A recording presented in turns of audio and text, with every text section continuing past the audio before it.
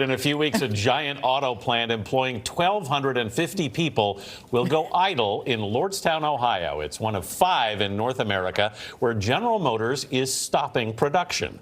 The plant is in Trumbull County, where thousands rely on GM directly and indirectly for their livelihoods. It's also a county that voted for President Obama and then for President Trump.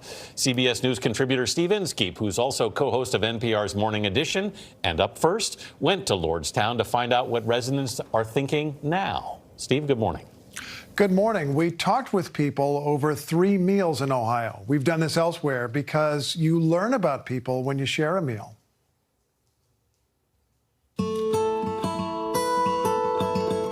Nice's Country Cafe opens around dawn. It's just down the street from the GM plant that is the center of life in Lordstown, Ohio. Hi there, guys. Good morning. These retirees meet each Friday morning.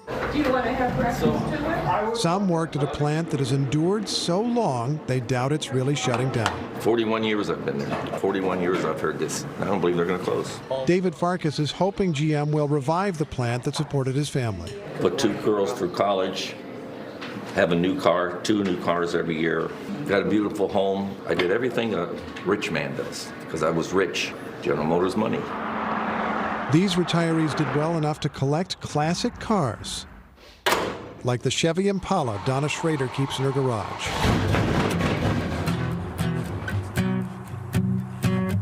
This plant is so huge that since the 1960s it has produced 16 million vehicles. So huge that we had to drive 5 miles to go in a loop around it. Lordstown, home of the Cruise. Now GM is ending North American production because smaller cars are less popular, and that's bad news for this plant, no matter how well the workers have done their jobs. It's also bad news for every business that serves GM workers, like Our Place Diner. It's the majority of everything in this community. Manager Jackie Woodward watched in recent years as GM laid off her husband, then her brother, and then everybody else. What did you think when you heard? My heart was broken. It's hard to see people that you've known your whole life, you've grown up with them, and then all of a sudden they have to pick up and they have to move their families. We invited Ohio's senators to meet us for lunch. Democrat Sherrod Brown. I used to retire. How many years? And Republican Rob Portman are from different parties, but are friends who share a talent for working a room. Your dad was active duty. Yes, sir. And a desire to keep the plant open. Brown recalls President Obama's auto bailout. You know, how many taxpayers saved this company? Oh. And then they get this huge tax cut. Portman argues GM's prospects should be improving. A few things have happened just in the last year in the Trump administration that would make it more advantageous to invest here. I got to have the GM chicken fenders. Both met GM Chief Executive Mary Barra, who said she was open to ideas. For now, laid-off workers can transfer. But it's not that simple. I mean, you own a house in Youngstown, and there's a plant closing or significant layoffs. Your chances of selling that house aren't very high. As you guys know, the president came to this area in 2017 and said, industrial jobs are coming back. Don't leave, don't sell your houses. It's going to be great. That hasn't turned out to be the case. Well, some businesses have been helped a lot by his steel tariffs. There's a lot of great research and development going on here now. A lot of innovation, advanced manufacturing is big. So there's some positive things, but this one is it's a punch in the gut. Here it comes. The restaurant manager at lunch put us in touch with some GM workers who've now arranged to meet us for dinner at the Sunrise Inn in the old manufacturing city of Warren, Ohio.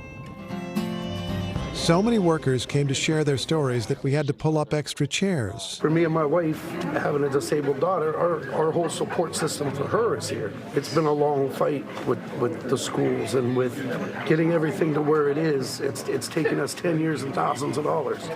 That if we have to move, is going to go back to square one. So if General Motors says there's a job for you in Fort Wayne, there's a job for you in Flint, Michigan. I either go there or I quit General Motors. And after 25 years, that's a hard pill to swallow. Moving is hard when others need you to stay. I take care of my elderly parents. It's hard.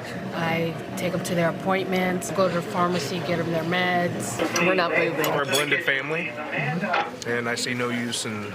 He would have to be away from his son. My kids would have to be away from their dad. I'm not doing that. How many people here voted for Trump? 1, 2, 3, 4. About half of you.